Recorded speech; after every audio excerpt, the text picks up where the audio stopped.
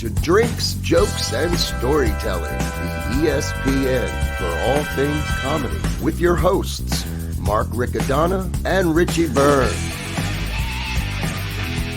And now, grab a drink and welcome Mark Riccadonna and Richie Byrne.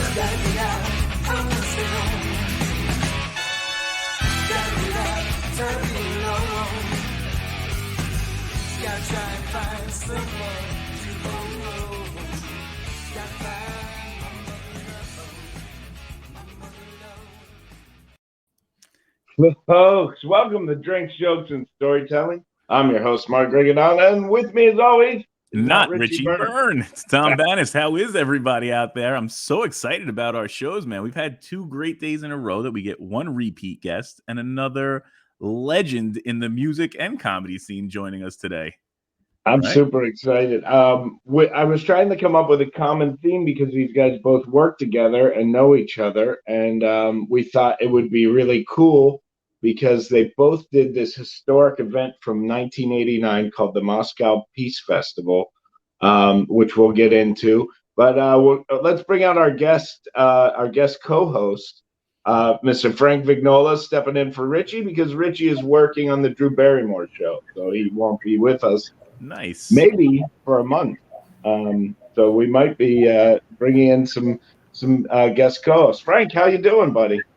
Pleasure to be here. You know, I was listening to the opening, and I was wondering when you wrote that copy and you said, grab a drink, did you realize the show is going to be broadcast at 2 p.m. on Tuesdays? That's when I start drinking, Frank. There you go. 5 o'clock somewhere. I'm super happy to have you on, and yesterday was a lot of fun. We had Pete with us, who's coming back today. We also had John Fugelsang. Yeah. And funny enough, and I didn't plan this, in the pilot that I wrote, our other guests, Don Jamieson and John Fugelsang, were a radio team who are the rivals of our heroes, and they were the bad guys. So wow. And by bad guys, they were the Christian radio station. So now this is amazing because yesterday I'm subbing for Richie, and thank you, Rich. Congratulations with the Drew Barrymore thing. Keep going. And it's like, so yesterday I meet Pete and you have John Fugelsang, and then today you bring back Pete and it's Don Jamieson. So I'm just like, I feel like I'm getting called up from Columbus to be in the lineup with the Yankees. Frank, thank you for playing for the Columbus Tornadoes, but today you're a Yankee. Today you're a Yankee. For a cup of coffee, my friend, you were on the 54-man roster or whatever the heck it is now. So I'm going to bring these guys up, but we forgot yesterday to do the drink and the joke because of my sinus infection. I was high on whatever it is, Sudafed or whatever you take for sinuses. So I was going to say a little NyQuil being your drink isn't so bad. We'll give that to you. You're fine with it. Dayquil. This is Dayquil. Yeah, so let's bring out. I'll introduce. You got to meet him yesterday. Hopefully, anybody tuning in got to meet him because he's such a wonderful wealth of information and a great artist as well as on the technical side. Old friend Pete Demas, come on in, Pete. Hey, Mark. And then also, this is so crazy because our other guest worked with Pete back in the day at MTV. And then him and I became friends. He's the host of that metal show, but he also has another show on the Kumia Network, that Don Jamieson show. So let's bring Don out. Don Jamieson. Hey, otherwise known as not John Fugelsang. Okay, so real quick, what's everybody drinking? Does anybody have a drink? I have coffee today. Nothing yet. I'm old school in coffee, black coffee. This is a sober whatever day it is.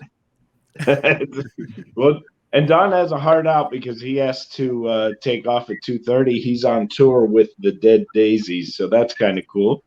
And as far as joke, I think I found a perfect street joke for this panel.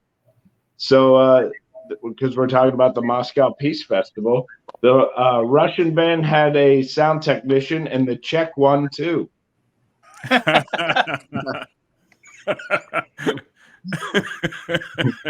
Excellent. Okay, not bad. I feel like Jason Pollock right now. I'll bet you in '89 that joke was actually making the rounds at the festival. But It's you look funnier a when you little say bit it in like- Russian. You look a little bit Hey. like Lemmy from Motorhead with a little trimming on your beard. I think you can get there, Mark. You know. Oh my god! So I wanted to ask Don, because we got into Pete's history yesterday. But Don, how? So we're hoping to get to the Moscow Peace Festival. How did you go from kid growing up in Jersey to working at MTV? Yeah, I've been lucky enough to have two great careers, one behind the camera and, worked along with Pete at MTV back when MTV was cool. I loved all the memes that just came out when MTV turned 40 and said, "Happy 40th birthday, MTV. Thanks for 14 years of great music." Yeah. I saw that. Yeah.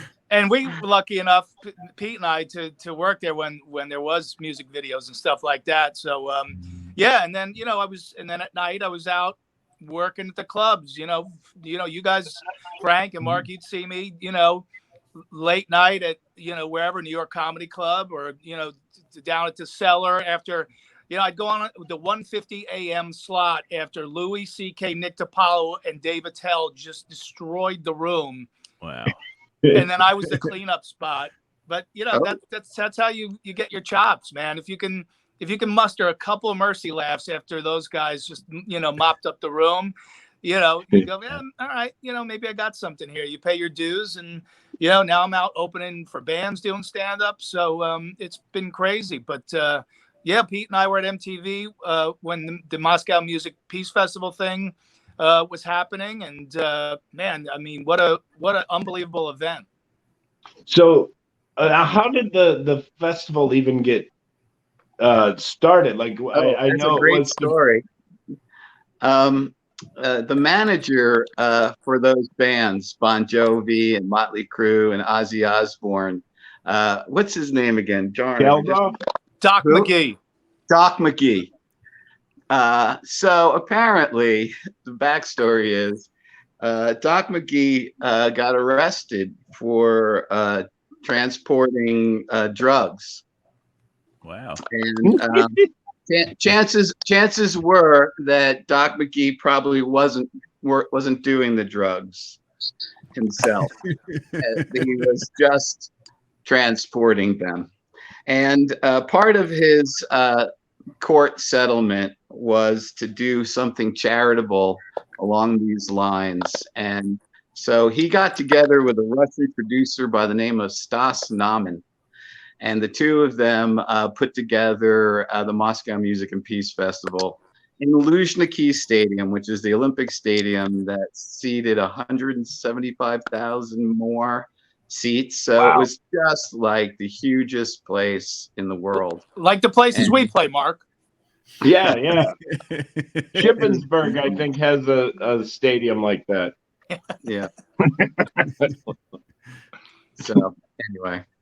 So he gets that they team up, but how did they? Because was this the first time that a band went over? American bands went over, or was? I think Billy Joel had gone over before that. I think, if I recall correctly, and Paul McCartney had released his special Russian album there, and that was I think, I'm not sure if he ever played there, but.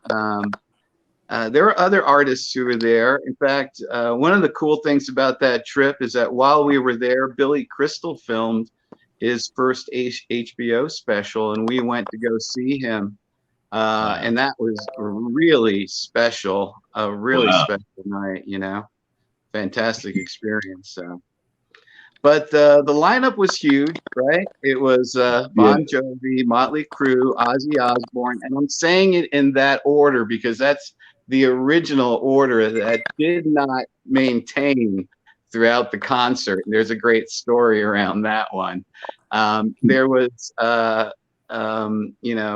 Scorpions and Cinderella and Sebastian Gorky Bach. Park. What was his name? His band again? Skid Row.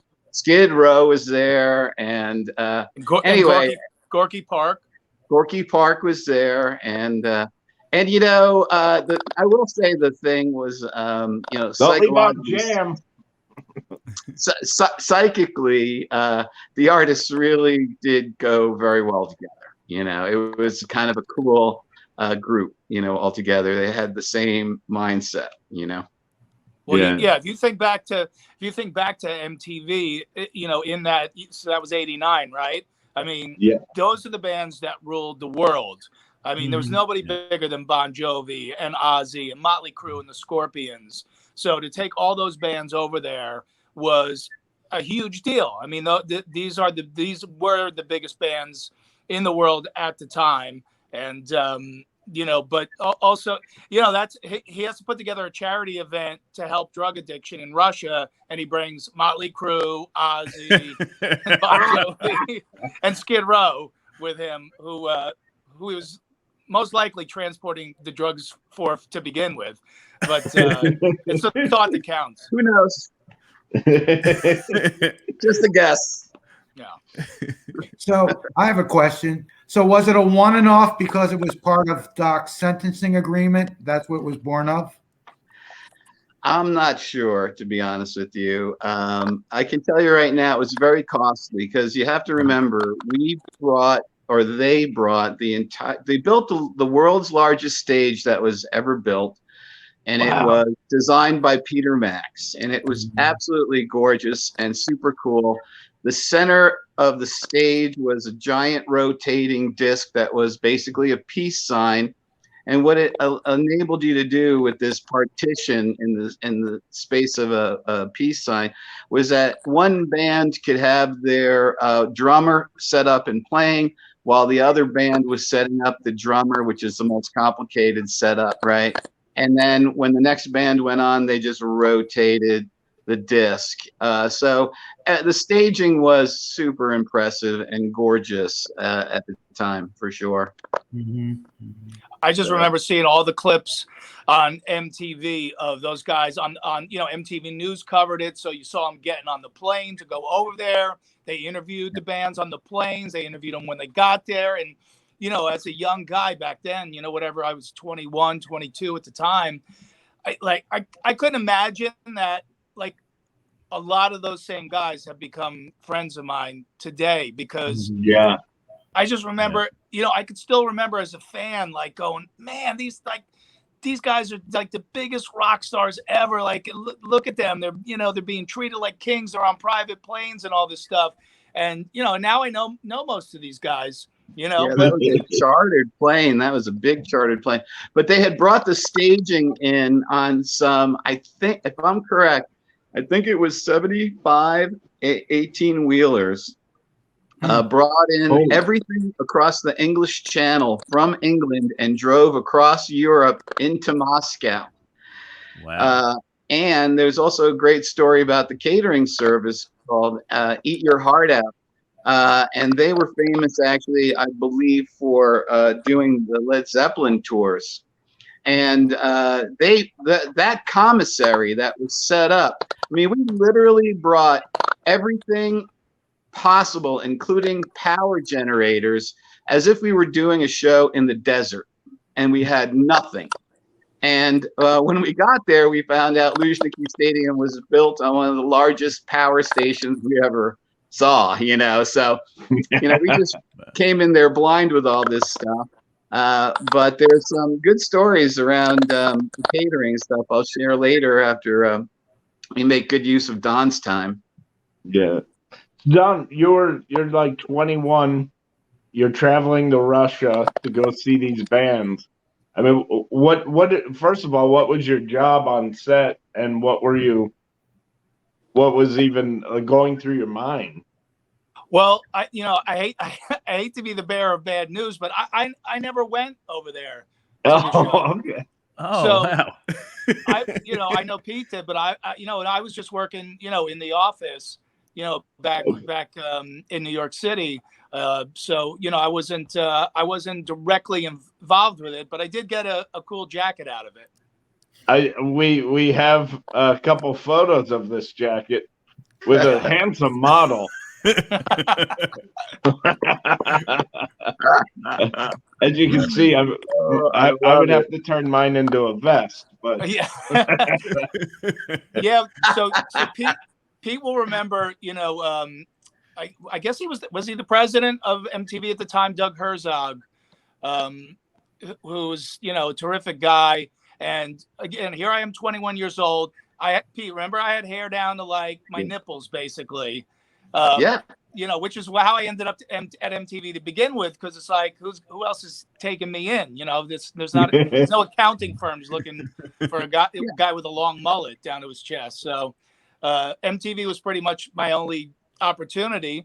And I think, Doug, was the executive on the project, and he was gifted with that beautiful leather jacket. But I guess he figured he can't pull it off, and so I'll give it to the guy with the long hair who really loves and digs this music. And doesn't that say a lot about him, though, doesn't it? I mean, what a great guy he is, and also he gave it to the right person, because all of us, we had our musical affiliations, and that was in your wheelhouse, and he knew it. So cheers to that guy.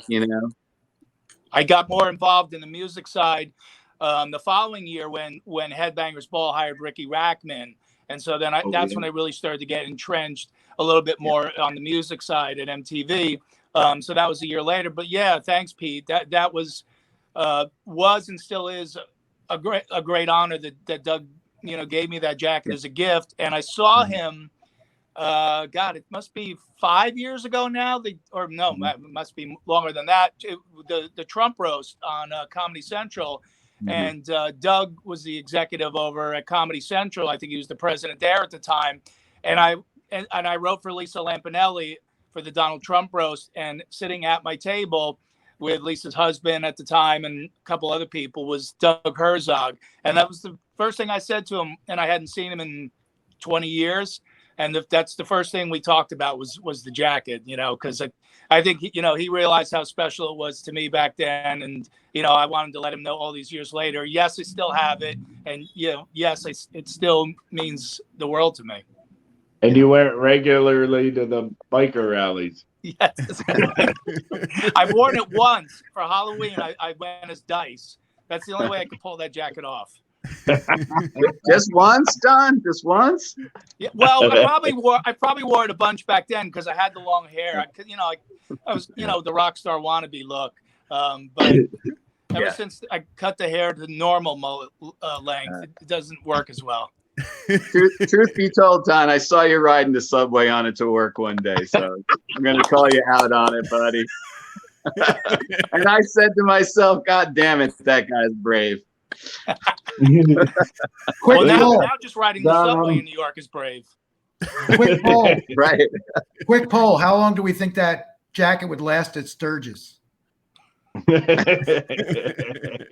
been to Sturgis a couple times. Not long. Yeah, I was going to say. Yeah, David Allen Coe would be wearing it within 15 minutes. And the funnest thing was having friends like Don and Pete and my other friend Kim, who we have to have on. I've performed at Sturgis, and Don's gotten me to perform on the Monsters of Rock cruise. And there's nothing funnier than seeing hardened, tough, leather-wearing tough guys look at me waddling out to the stage like, I think this guy's in the wrong place. Right. I worked Sturgis. I walked out and people were like, what the fuck is this? Well, Mark, you know what they say, that a smile from a 1%er is as good as an applause break from anybody else.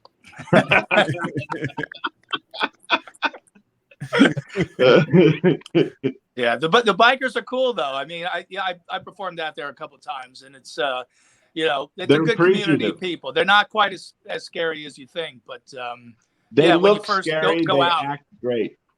Yeah.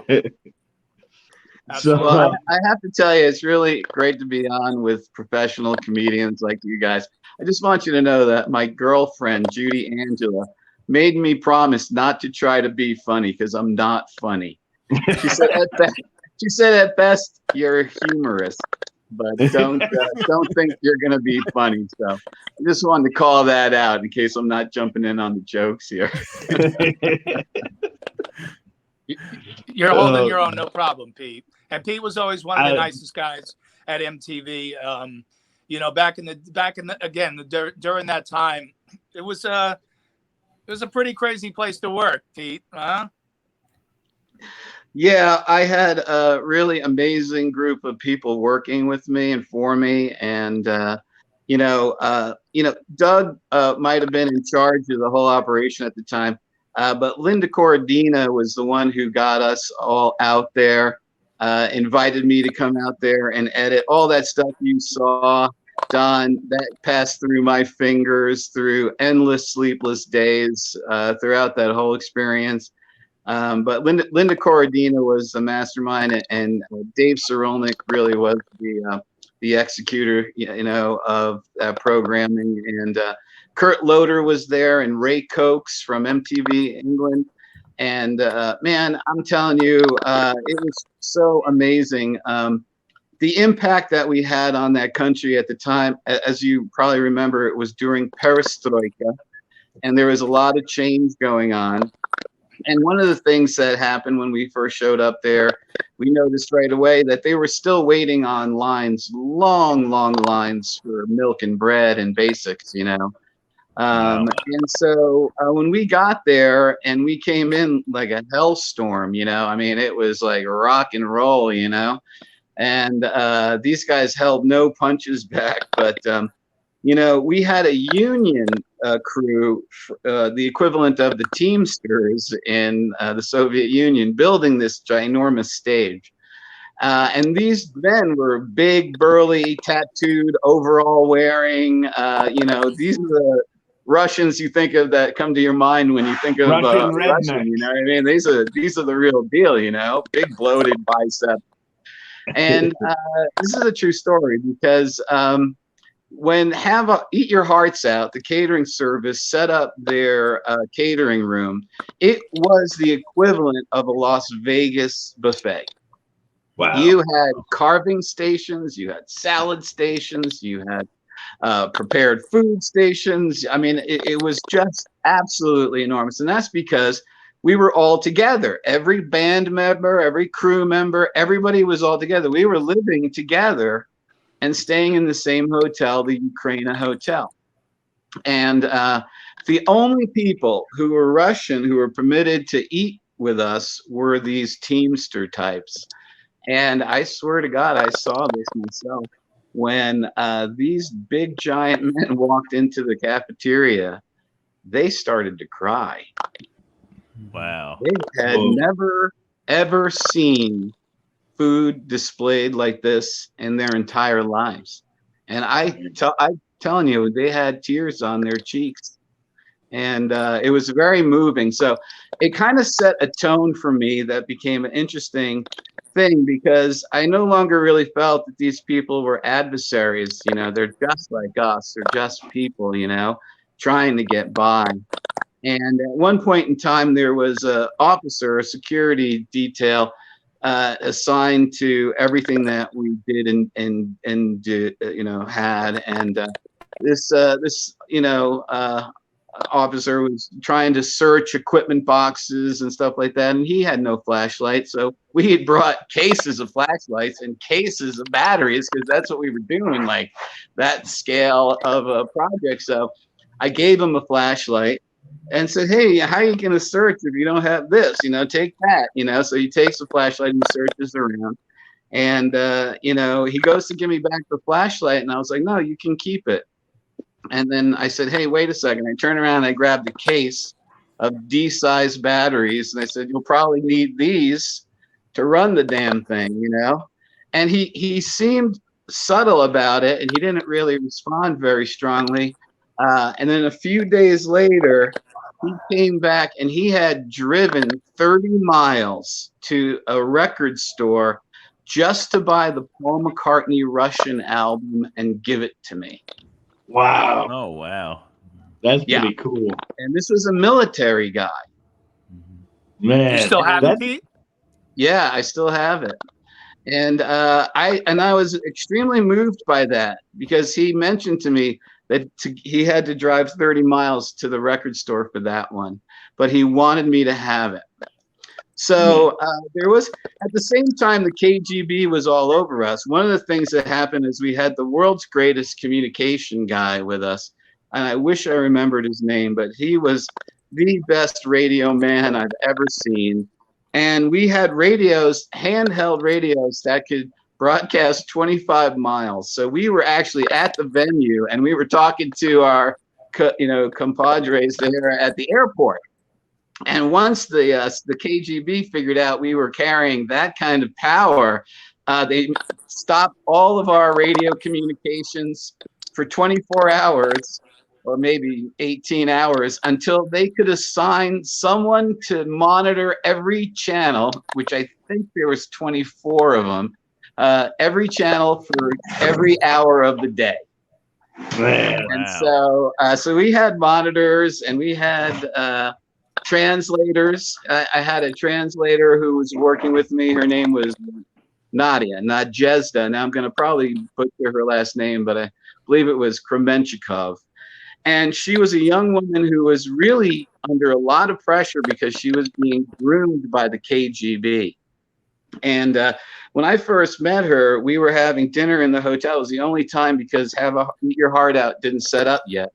And we came down to have this disgusting borscht. I mean, you can see when the chicken is burned on the bone from the freezer and it's black, and the food, it just was horrible, And the whole place, the hotel was so weird because they had old ladies who slept on couches, who monitored and checked your ID as you went in and off the floor.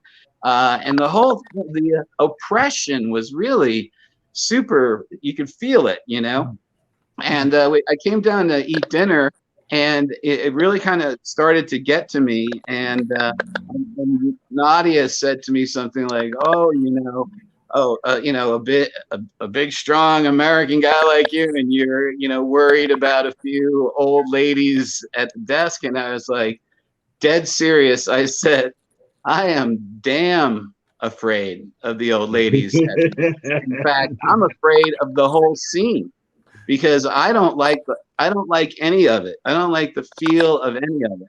And what that really resulted in was her later on confiding in me about all the pressures she was under while she was being groomed by the KGB, because she knew that I was really kind of tuned into this idea that all is not what it seems in the Soviet Union, my friend, Yeah. It looks like the KGB just took out Frank. They've actually been monitoring this conversation. He knows too much. Yeah, we'll never see Frank again, unfortunately. But it was an amazing period of time when the bands first got there. We had a big scale party in Gorky Park in Russia. And it was so off the hook. These guys were not holding anything back. Baz, Sebastian Bach, I mean, he's running up to old ladies and trying to kiss them, this big giant guy with long hair. And, I mean, he's just out there, and just, the whole scene was just East meets West in this huge, thing like that. And one of the things I remember is I went out to see Motley Crue perform at one point in time. I didn't really get to go out too often because I was working so much, but I went out to watch him play. And Nadia was there, the translator, and the crowd was going crazy. They loved him.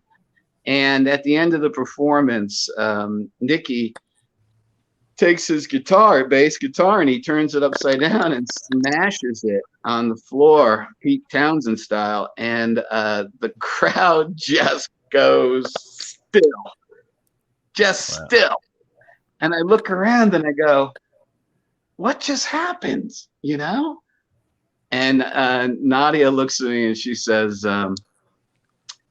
Pete, I know bands who have bass players and they play with 2 strings because they can't find the strings to buy to replace the strings on their guitar. Wow. And for you to smash a guitar in front of this group, it's like drinking water in front of someone dying of thirst. Just give someone the guitar. Yeah. You see? So this is all part of the clash that's occurring, at the time. But one of my favorite stories is a really deep, deep story that's relatively untold. And I didn't witness this myself, so I have to put that caveat on it. But the truth is that the biggest star who was there wasn't the headliner, Bon Jovi, it was Ozzy.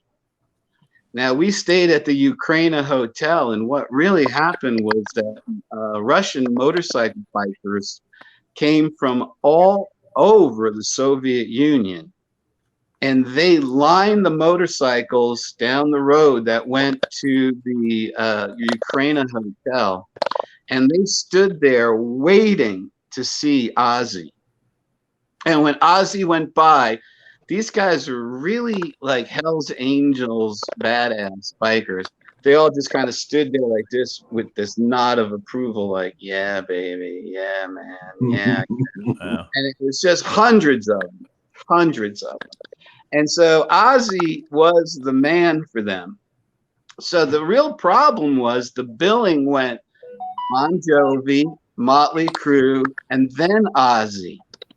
So right before the show started, apparently, Ozzy went to Doc McGee and said, hey, listen, man, I had no idea how big I was here, but I understand this is John's show and he's the headliner and everything, but if you put me on before, Motley Crue, I'm on the next plane out of here. So he's ready to leave. He wants to be the second billing. And so this is a really hard conversation to have with any band, much less Motley Crue. Mm-hmm. And, let's just agree, Tommy Lee is a pretty hot-headed fellow, Now, there was a complication to the story as well, because I understand indirectly that Doc McGee also told Motley Crue that they couldn't use their pyrotechnics at the end of their performance, which I think maybe is part of the reason why Nicky was prompted to, slam his bass guitar, because he didn't really have the explosiveness that he wanted. And by the way, I'm in Idaho, and Nicky Sixx is from Jerome, Idaho, and went to high school with my friend out here, just to let you know, okay? So he doesn't talk about it a lot, but he's from Jerome. Anyway, well, he was Frank Ferrano back then. Yes, Frank. That's right.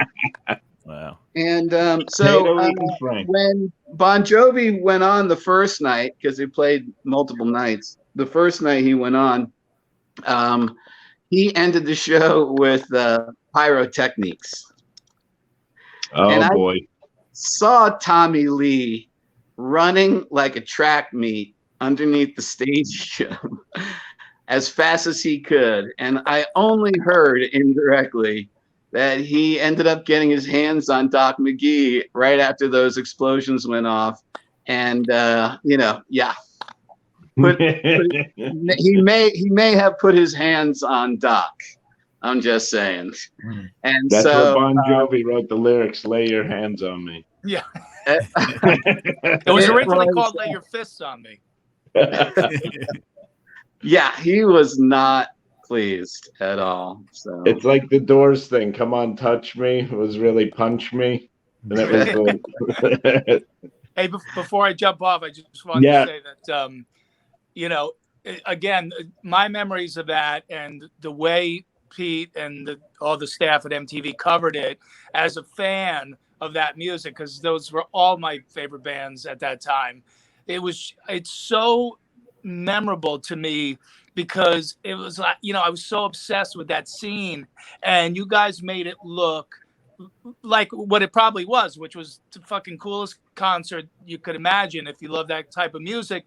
But I just remember seeing the clips of the guys partying and stuff, and being on the private plane, and you could, you see Skid Row, and they're all lit beyond belief. Like you could smell the booze on their breath and smell the cocaine that's still the residue still in their noses. And I was like, I wanted to be a part of that so badly. But it took, like 25 years for me to start knowing these bands when we did that metal show. And then I finally started to get to go backstage at these shows, and it's very different for these bands 25 years later. It's everyone's sober. It's 5 guys just sitting in a dressing room with bottles of water going, yeah, so what's your favorite Black Sabbath album? Oh, you like that one? Yeah. No, I like Volume 4 a little better, but yeah, that one's good. How about you? Like there's no partying, there's no groupies, there's no scene whatsoever. So Pete got to see them in their heyday, and luckily a lot of these guys are. I was just a fringe player, but I will say, if there is such a thing, there was a certain sense of metal brotherhood between them. And I always remember how grateful I was for the Scorpions, who were sitting on the back of a flatbed truck with like a ukulele and a folk guitar, singing Back in the USSR, and opening the Week in Rock, our news show, with that. And so there was a lot of great cooperation. I think everybody knew we were a part of something unique and special that was never going to happen again that way. And I think we made an impact. There's our crew, and that included Janet Scardino, George Epley, Patrick Burns, Dave Cyrilnik.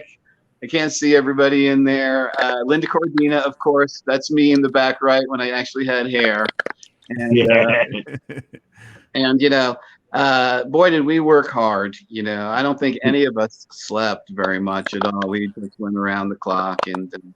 There had to be Don, I know that you were really you were always the first person to really speak out and support the metal bands even back then, and I was glad to hear that jacket you got was from Doug. I think he gave it to the right guy.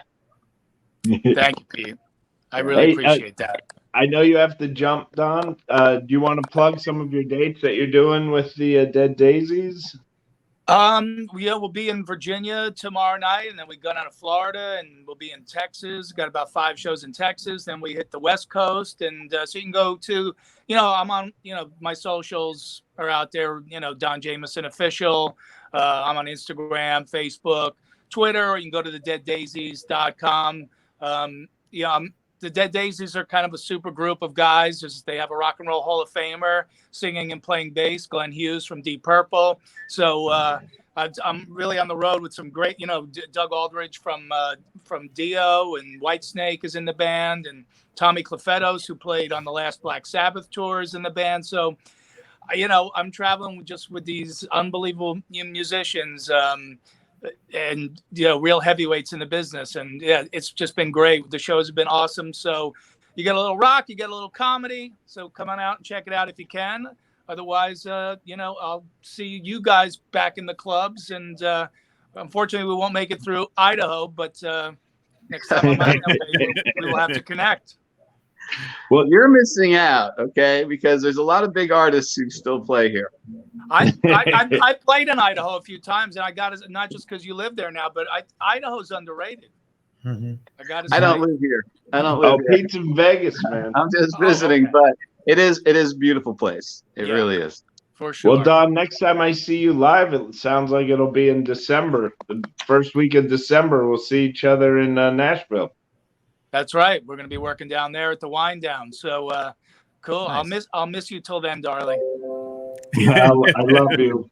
Thanks, Don. Great to see you. Great to see everybody. Hang in there, brother. Love you like an evil twin brother. I gotta say, as like sort of a novice, as somebody who was just an audience member at the inception of MTV and everything, it's amazing because you guys really did, whether you know it or not, kind of shape a generation. You really did. Just a small part of it, but guys like Kurt Loder, it was really always an honor to work with Kurt. because he was, he is an intellectual, Mhm. and he could frame things. To me, he was our Ed Bradley, essentially, and I had a really once in a lifetime experience with Kurt there. The English truckers who drove all those 18 wheelers over, once they unloaded, they had nothing to do. Right. And they had brought these little like 125 trial bikes, 125cc bikes that they would often bring to a venue so they can then, once the rig is parked, get around. And I had gone to great lengths to think really creatively on what presence I was going to bring to the Soviet Union. And I bought, jeans, and I bought, and one thing in particular, which was very rare, was something called Green Label Jack Daniels. And it's not the Apple Jack that you see today. Oh. It was a special, and it was very hard to get. I think you could only get it out of the South. And I went way out of my way to get this Green Label Jack. And, I had traded it with one of the 18-wheeler truck drivers, and he just gave me carte blanche to take his motorcycle out. And, I was working around the clock, and sometimes I was working with Kurt around the clock, and it could be like at this one particular night, 1 o'clock in the morning. And we were just kind of blowing fuses from working so much. And so I just said to him, hey, let's take a break and take a motorcycle ride through Moscow. And he said, okay. So the two of us jumped on this little bike, just me and Kurt Loder, and we started tearing around Moscow. We actually ripped through Red Square and Lenin's tomb at 1 o'clock in the morning on this loud bike. I mean, we disrupted this damn country like you won't believe. And I think the whole time we were just kind of going, wee! But to do that with Kurt Loder on the same street that you see all those Russian rockets parading down in front of the Kremlin, I mean, that was rock and roll, baby. That was it, But they say now that most people, or a lot of people, get their news off of social media or off of the computer. And when you think about it, you and Kurt might have started that whole movement with a whole generation getting their news from MTV instead of from where their parents got their news. Well, not me. I was just a producer and occasional writer. There I am editing in the Soviet Union, living on Coca-Cola and cookies. But I think that Kurt is still a very important person, and I very much wish that he would be on the air more than you see him now, because he is extremely intelligent, and it wasn't just a matter of covering the stories that other people wouldn't cover, but it was how he framed everything. And you can't do it unless you're really, really intelligent. And he is, when we were doing that drug special together, I had to personally fight and argue to do that drug special that we were talking about yesterday. And it was a global piece on, laws and how different countries handle drug laws and all those things. And, but I never wanted to do it without Kurt. So when I finally called Kurt up and told him that I got approval to do this hour-long special, he kind of went into a diatribe on me and said, I ain't gonna do it unless we're gonna tell the truth about this. And this is, if we're gonna finally do this piece, then we better be doing it the way that no one's done it before and really call it what it is and blah blah blah. And I put the phone down on my desk because he was going off, and I counted to 3, and then I picked up the phone and I was just like, hey man, give me a second here while I take my arm out from behind my back. But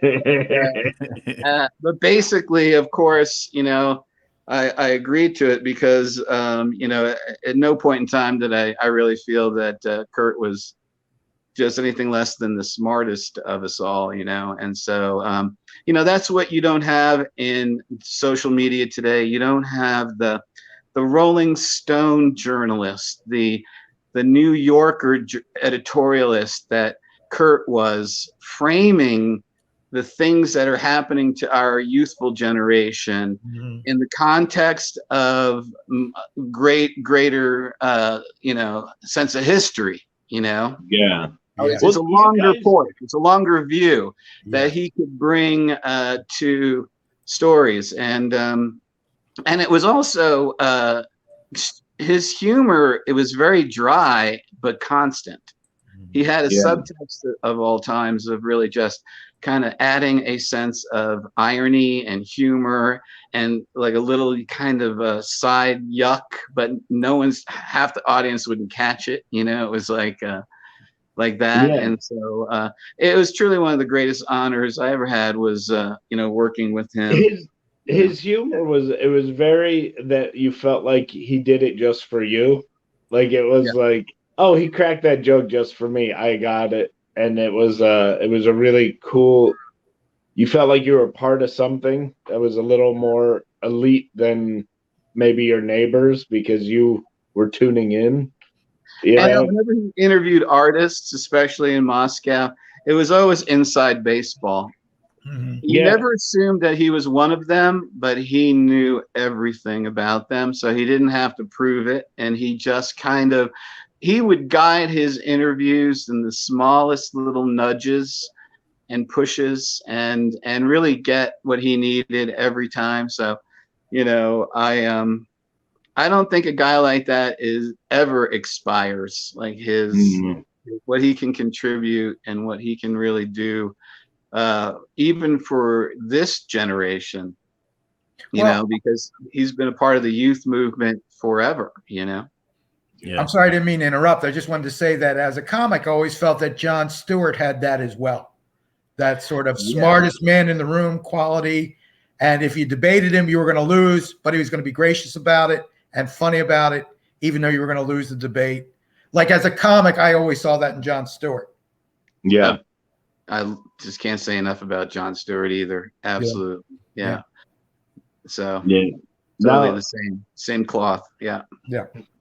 So Moscow was really interesting. There was when we first arrived, I remember looking down and seeing a pickup truck go by, and it had a half of a cow that was, going to the butcher or something, fully exposed and being driven on the highway, and you knew that, there's no such things like the FDA in the Soviet Union.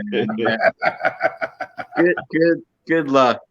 We did go to this bar that we called the KGB bar because everybody laughed and joked about this bar being, monitored, and this is one of those places that they would have, it was like a discotheque. And, and the security guards were all KGB with the earpieces, and it was just a matter of time before they got you into a back room with a hooker that they could videotape and have something on you. It was one of those places.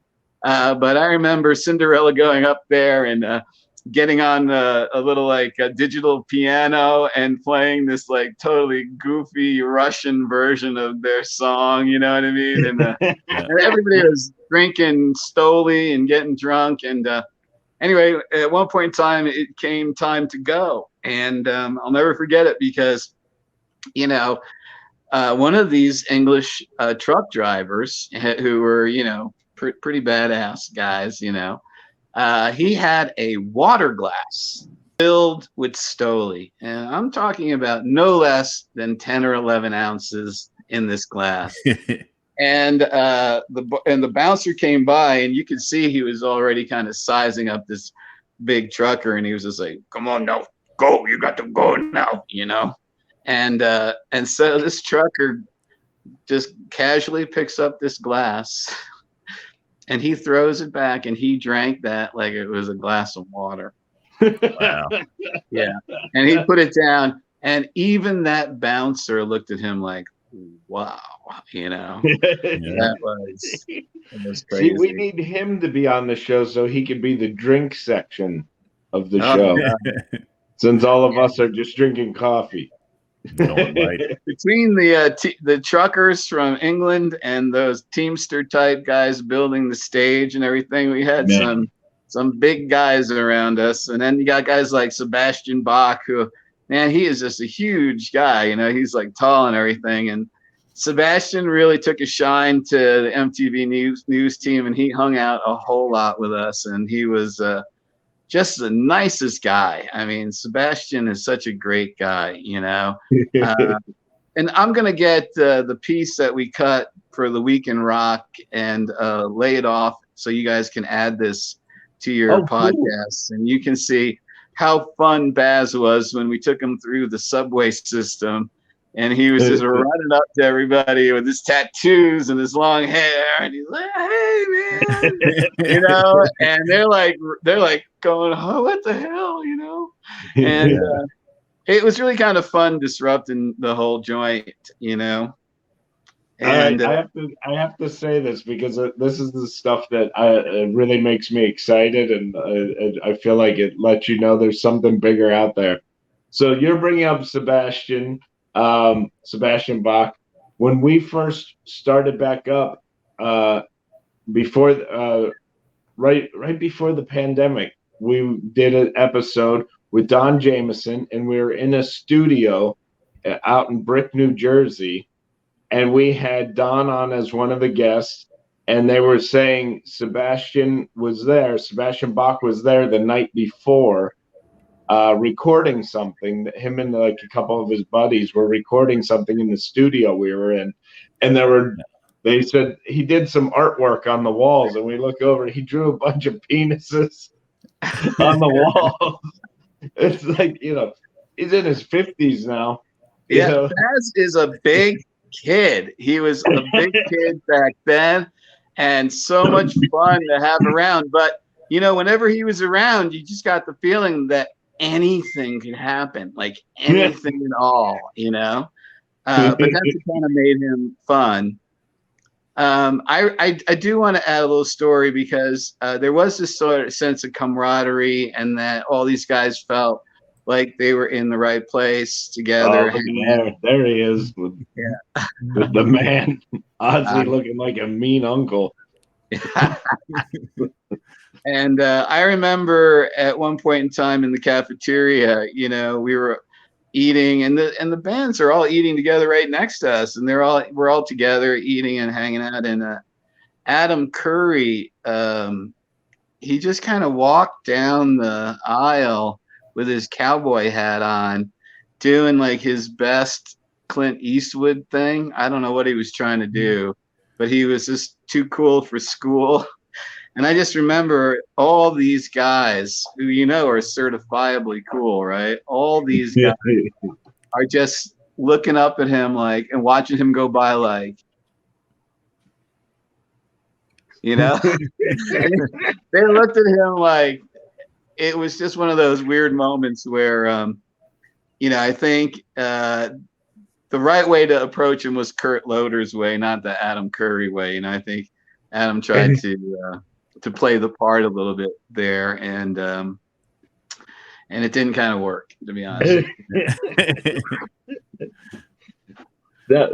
So when this winds down, you guys are all flying home. Did you guys had to know the impact that it had while it was going on, or did you come home and just was completely look at that? It's crazy. That stage was incredible. I mean, that was such an incredible stage. Look at the size of that thing. And yeah, it you know, no, we didn't really feel that way. We knew that we were exhausted. We were completely exhausted. I think, you know, when you go through something like that, you say to yourself, this is going to take a while to process, you know. It's one of those things. And it did. It really did. It was. It felt good to be home. It felt really, really good to be home. I saved a lot of my materials. You know, we had all these kits and manuals and booklets and forms and passes, and I saved all that stuff. You know, it's just weird to look back at. But it was a once in a lifetime thing. I mean, I'm sure, you know, Moscow isn't the same anymore either. You know. Yeah. Was that one of your most impactful projects you've worked on? Because it seems to really resonate so strongly with you, because you got to see something, you got to look behind the curtain, the steel curtain, right? Like you got to really see what was going Iron on. Curtain? Do you mean Iron Curtain? Steel Iron curtains in Pittsburgh. Yeah, Pittsburgh, sorry, Iron Curtain. First of all, I really love those bands, and I got to love them a little bit more being with them. But my experience wasn't so much on the music side. It was the personal side. It was befriending Nadia, the translator, and having her confide in me.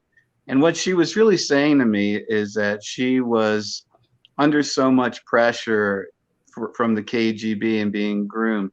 And here's how it works, okay? So, you know, everyone's supposed to be paid the same in that country, right? Yeah. And now they have their eyes set on this young woman that they want more out of on an international scale, which is why they shoved her in with the international event. And her dad runs a radio show. Her dad is running a classical radio show for years.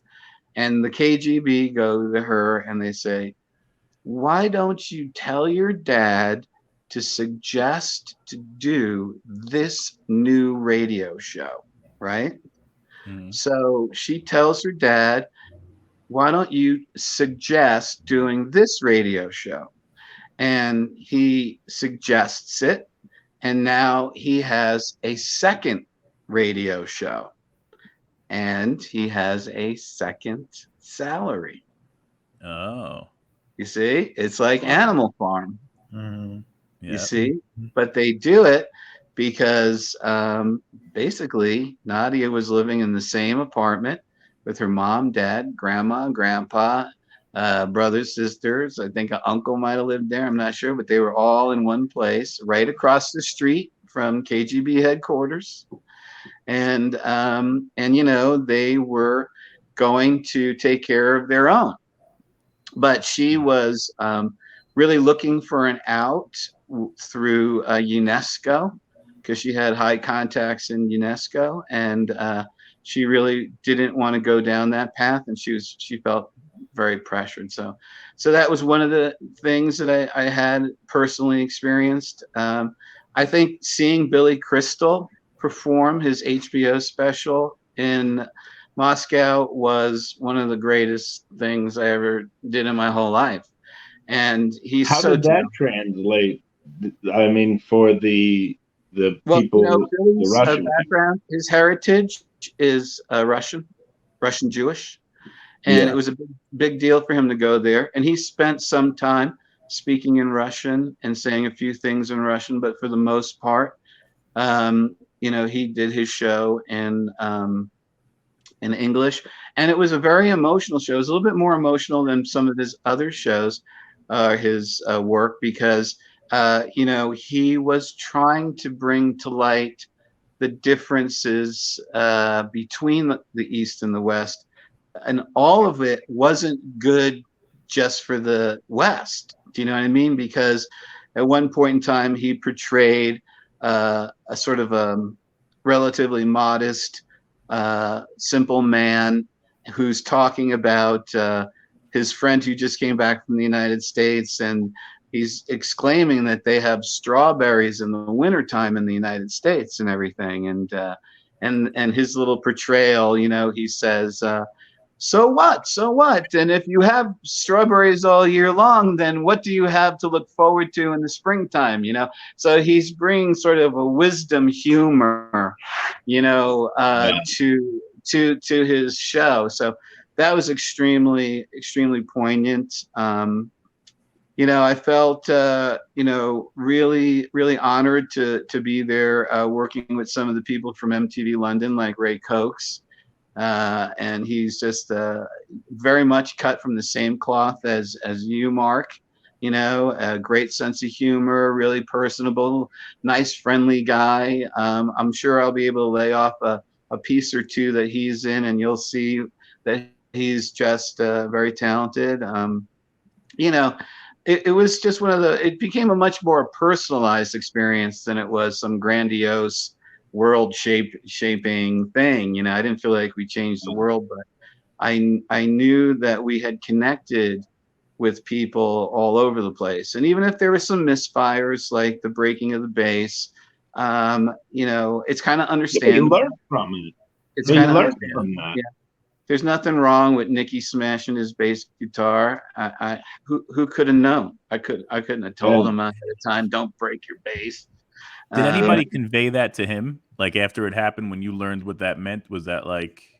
Oh, I don't know. I don't really know how much the band really took notice of it. I was pretty close to up front in the stage, and people were pogo sticking at the moment right before he did it, and then they all kind of stopped. And but that's okay. I mean, in a way, to give the guitar away, that's not rock and roll either. You know what I mean? So no, there's no blame on Nicky for that.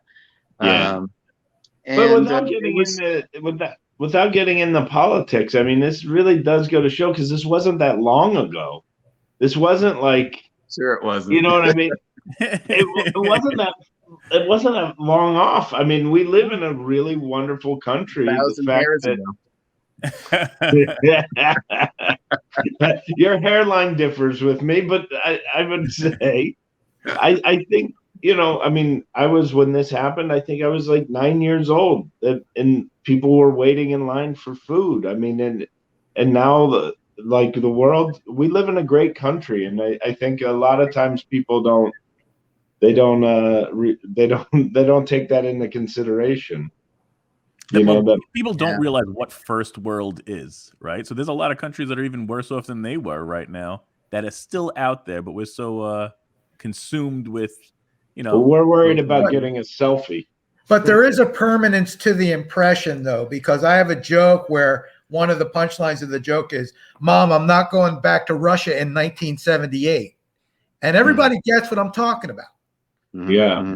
So there is sort of a permanence to that moment historically and the impression that it left. Yeah. Yeah.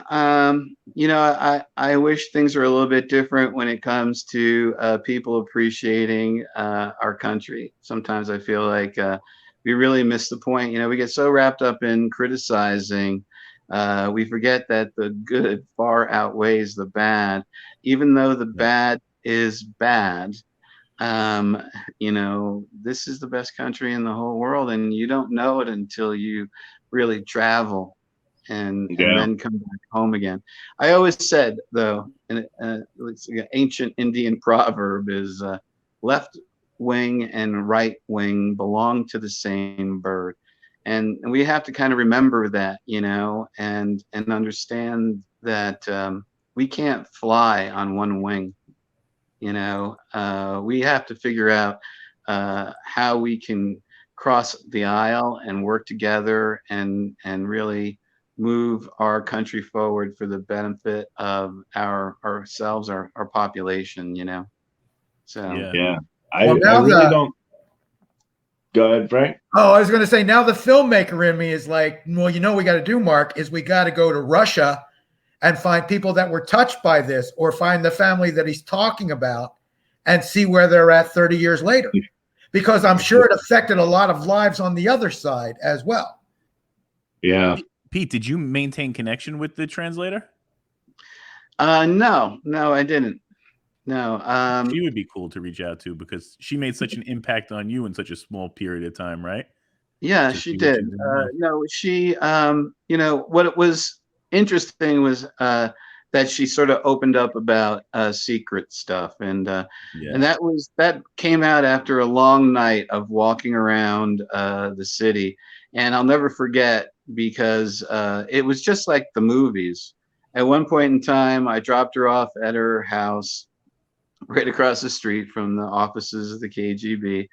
And I turn around, and there's a guy walking up to me in a trench coat who asks me in broken English if I have a light for his cigarette. I mean, good God, he's such a stereotype, And I go, yes. And I smile and laugh, and he looks at me and he smiles and laughs. He just wanted me to know that he was her tail, and he was on it all night long.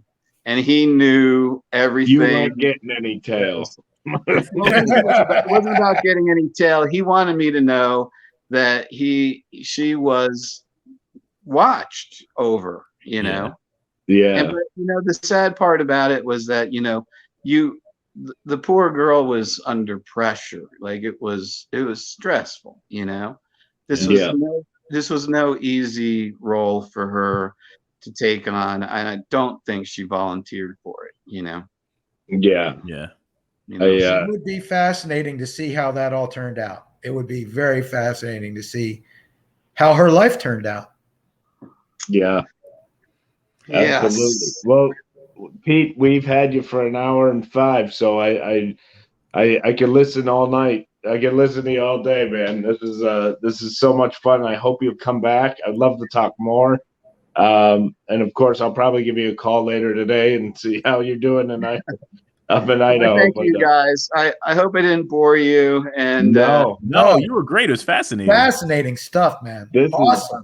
I could just do a whole hour just on you and the translator and what the story and the whole thing. We got to start doing our due diligence, find her, and then make a future episode, the reuniting on here, so we could chat and see what the perspective variance is. I think that would be so crazy. Well, that's a great thing about the internet. You don't even need to do a documentary anymore. You just get everybody on the same podcast. Yeah. Who knows? Who knows? You know, I always like to look forward as much as I can. You know, that's what I do to keep moving forward. You know. Great Well, memories, anyway, guys, thank you for having me. It's really an honor to be on the show, you guys. I appreciate you so much. We'll have you back on, man. I just enjoy it so much. You're just a wealth of knowledge, and you're like a poet, an information poet. Hopefully we can do this live soon enough where we could interview you in studio so we can talk and share a drink. And yes, I mean, that means a Vegas trip. I can't believe how lucky I am, like subbing, and he's the guest on both shows. It's like, I mean, you can't get any, no, can't land any softer. Cannot land any softer than that. I'm honored to be with you guys. I really am. We'll have to do a Vegas trip to come out and do it live with Pete. Oh my God, what a great idea. You know, we can dig up a lot of great musicians for you to talk to out in Vegas. What a great idea. Maybe we'll even have Wayne Newton on with Wayne Newton. Yes, Wayne Newton is somebody that he would do with us your show. I'm sure of it. Awesome. Oh my God. I work closely with John Stewart, who's a producer and close friend of his for many years. And there's a close-knit group of performers there we can tap into. Mark, you can get the real article and then the impersonator. You got plenty of those, and we don't call them impersonators. Oh, I'm sorry. They're tribute artists. Tribute artists. Yeah. My apologies. I did not mean to use the outdated term. The difference between the two is one is a poser, the other is devoted. That makes sense. Real quick, I think you'll get a kick out of this. We did a show Thursday. It was a variety show, and the singer brought me on stage. Our buddy Justin Gonzalez brought me on stage. Unbeknownst, I didn't know he was going to say this, so I come on stage. I almost pissed my pants laughing. He goes, "This next guy likes to consider himself the Dean Martin of our group, but we all see him as the drunk Wayne Newton." I'm coming to the stage laughing my ass off, and the suit that I put on fit before COVID. So as I'm laughing, and the buttons are going. Hey, listen, seriously, you really should come to Vegas just to do a show with Wayne Newton, because people just don't realize how much his career has spanned and how much of a boy wonder he was from the beginning. And, he's the last of them. That's it. Yeah. When he goes, there is no more of that generation. So you guys should come out and do him away. Let's talk this weekend. I'm ready. You know what, Mark? Just one final story based on that. Back when I did the Armed Forces Entertainment Tour, when I was in the Middle East, they bring everybody up to music. They were bringing everybody else up to like Wu-Tang Clan and whatever. right? They brought me up to Dean Martin. That's great. Well, guys, Kick in the head. It's so nice to be on with you. I really appreciate you. Thank you so much. We love you, Pete. Don't shame, Pete. We will talk I'll to you call soon. you this week. Okay. All right. Ciao, guys. Jokes and storytelling, everybody. All right. Tom, Night. Frank, Mark, peace out. Thanks, Night. Pete. Bye.